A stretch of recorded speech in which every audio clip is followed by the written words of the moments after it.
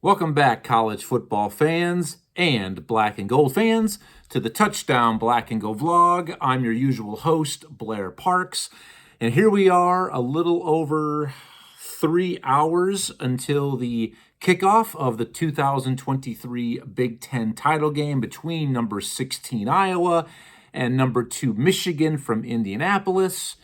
And I just kind of wanted to put this out there for all of you as far as where I am. What are my thoughts as game time is closing in? Has my mood risen? Has it lowered? Where am I as far as belief? Am I going to be an optimist or a realist, a pessimist? I think right now where I am, from where I've been the last few days during this week, if I had to use a few words or hell, maybe a phrase, I would probably say I'm feeling a little bit bipolar. I mean, obviously being a fan, you know who my heart is rooting for, and I do have belief. I mean, hell, it is the season of miracles after all. It is the holiday season. But there's a reason why Michigan is a 22-point favorite in this contest. We've seen stranger things happen. We have.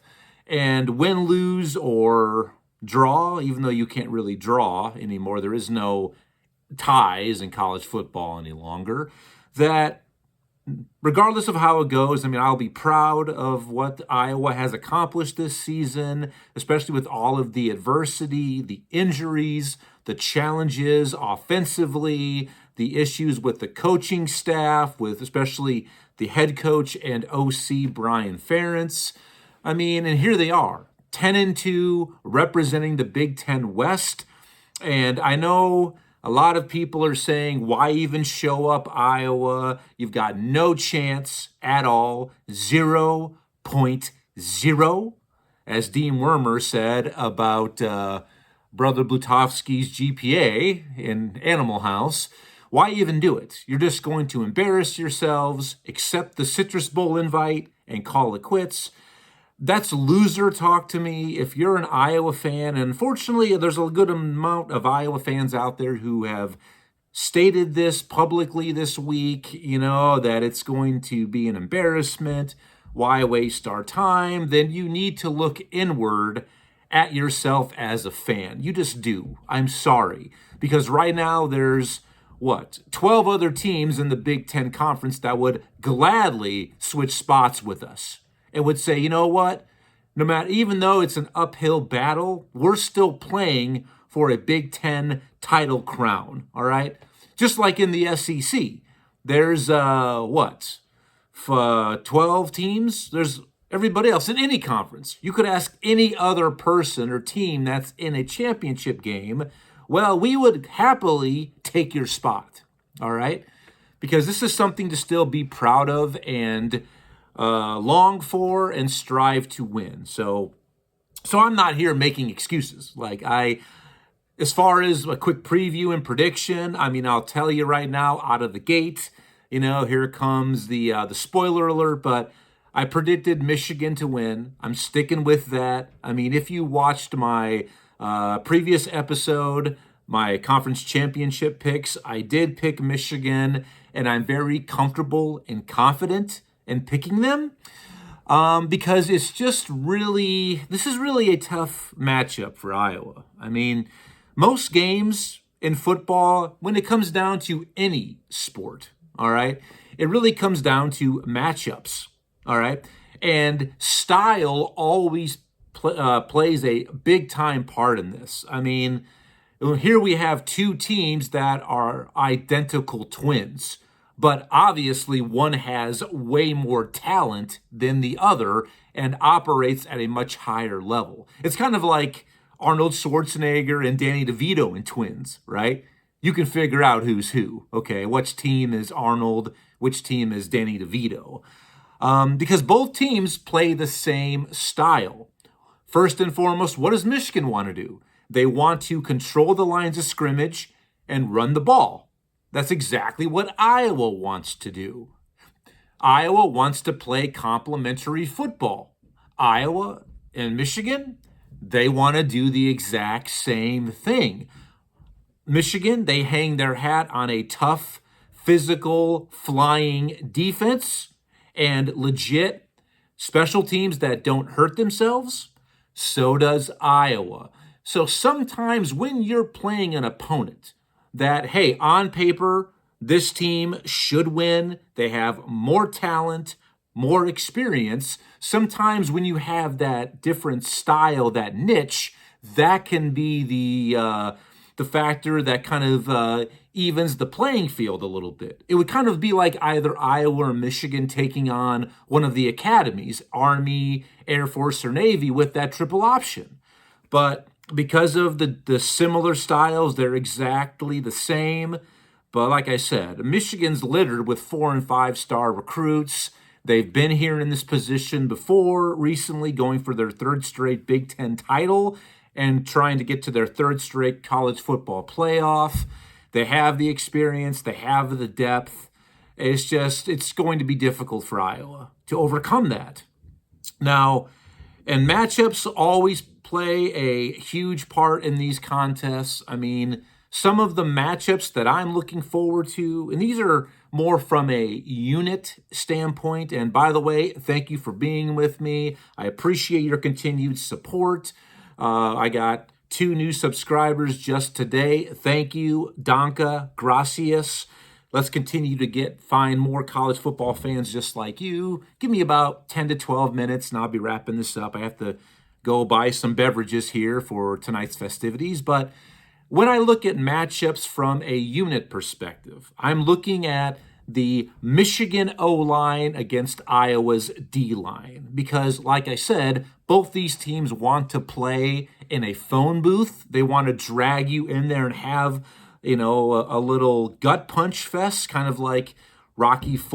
I mean, Rocky has to chop down the big Russian, take it to the body blow after body blow. So we'll see which one of those units ultimately wins tonight's contest. Another one that I'm looking forward to watching is that dynamic duo of Michigan's running back attack, Blake Corum and Donovan Edwards, against Iowa's linebacking core. I mean, the D-line of Iowa, I think, will stack the box, or at least they should try to make J.J. McCarthy and Michigan one-sided. I mean, try to make them one-dimensional. So I think they will, but it's going to be up to Jay Higgins, Sebastian Castro, and those boys of Iowa to really get to that line and clean up what the D-line leaves them. They've got to basically finish up their leftovers. They have got to be there. They must tackle well, keep everything in front of them. Another key matchup, I'm really looking forward to these punters. I mean, we all know what the punter from down under, Iowa's Tory Taylor, can do, but Michigan's punter, and sorry, his name just flew right out of my old 42-year-old brain. I don't have a computer in front of me. I didn't plan on doing this. I'm just shooting from the hip. But the Michigan punter is right there within Tory Taylor's league, all right?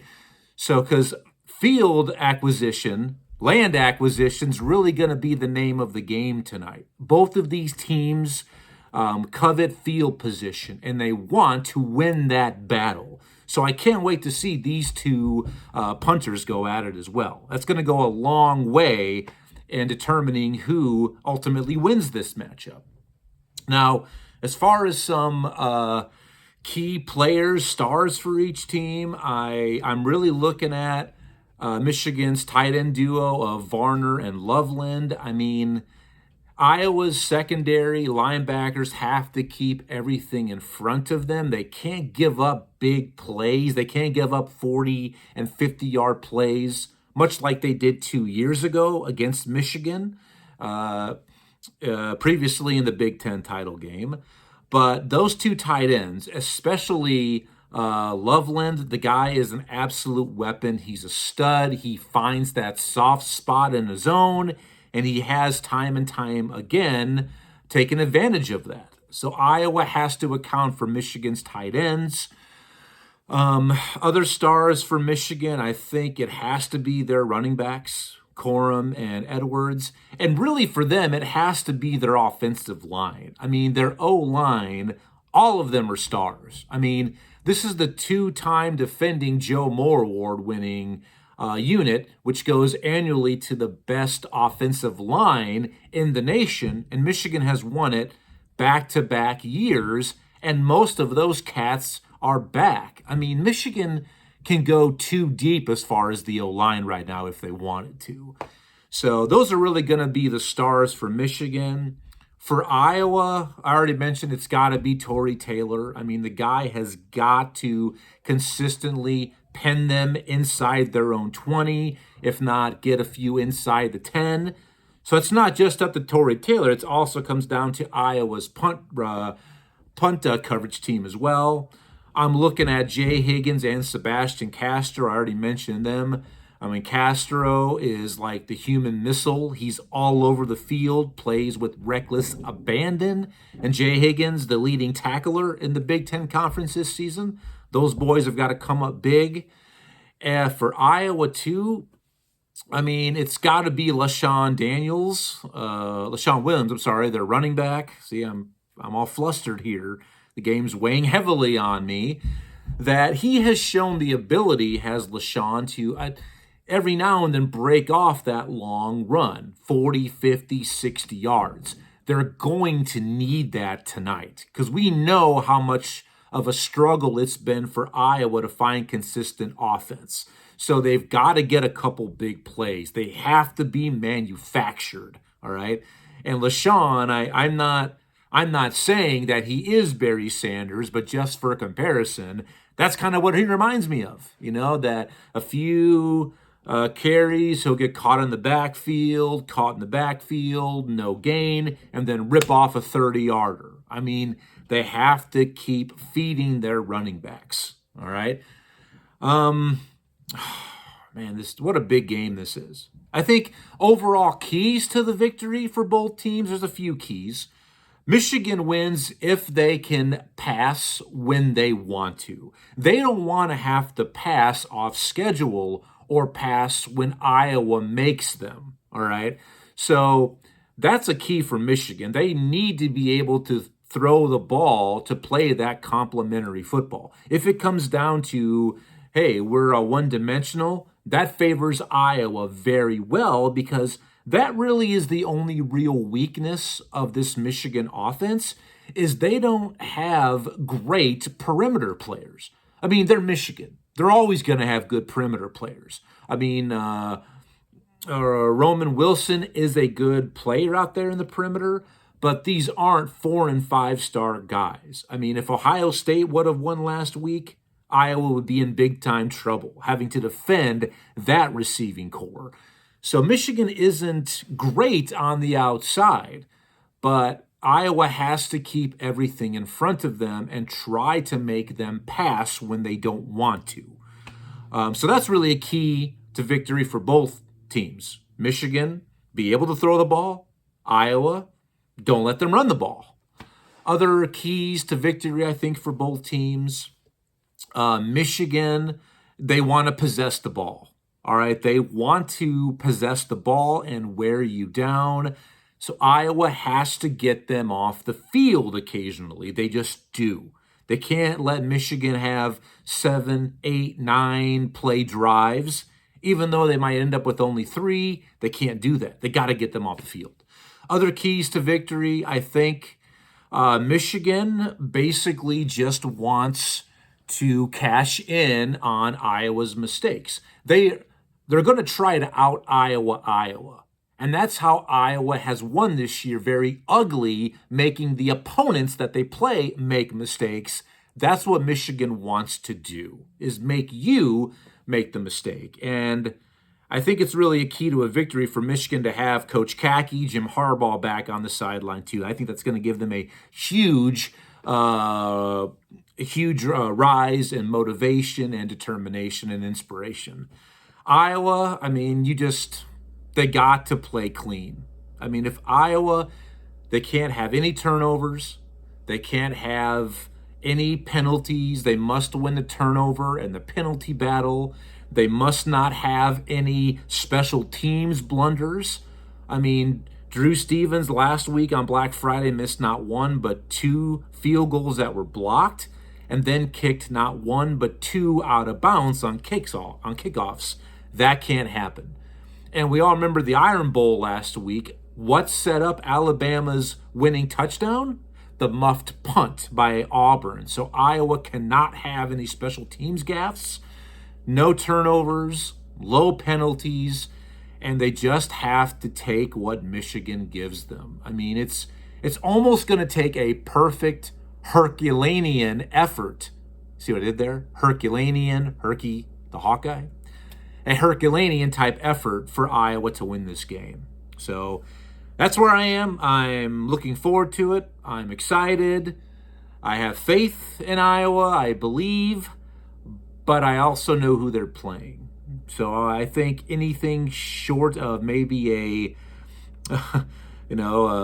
rapid coronavirus outbreak, or maybe from the Blues Brothers, Jake Blues, an earthquake, a terrible flood, locusts.